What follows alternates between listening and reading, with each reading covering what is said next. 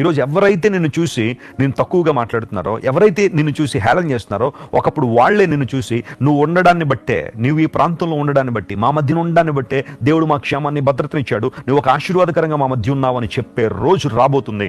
నమ్మిన వారు దేవునికి స్తోత్రం చెప్దాం. హల్లెలూయా.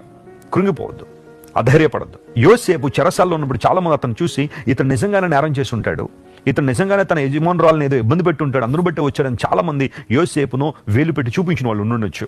అక్కడ ఏం జరిగిందో చాలా మందికి తెలియదు, కానీ యోసేపుకి మరియు దేవునికి, ఆ స్త్రీకి మాత్రమే తెలుసు. కానీ ఒక రోజున దేవుడు యోసేపు నిలబెట్టాడు. తన యజమానురాలి భార్య గురించిన చరిత్ర ఆ తర్వాత మనకు తెలియదు, కానీ యోసేపు చరిత్ర అక్కడితో ఆగిపోలేదు, ఆ చరిత్ర కొనసాగింది. యోసేపు అనేక మందికి ఆశీర్వాదకరంగా మారాడు. ఉత్తమమైన దాన్ని నువ్వు అనుసరిస్తున్నందుకు, దేవుణ్ణి గట్టిగా పట్టుకున్నందుకు, విశ్వాసంలో కొనసాగుతున్నందుకు కొంతమంది శత్రువులు అయ్యారా? దేవుడు మాట్లాడుతున్నాడు, అలాంటి వారందరి ఎదుట దేవుడికి జయం ఇస్తానని మాట్లాడుతున్నాడు. పౌలు భక్తుడు అదే అంటాడు, మన ప్రభువైన యేసుక్రీస్తు వారి ద్వారా మనకు జయముంది అన్నాడు. దేవుడు మనకు అత్యధిక విజయాన్ని ఇస్తున్నాడని పౌలు భక్తుడు తన పత్రికలో రాశాడు.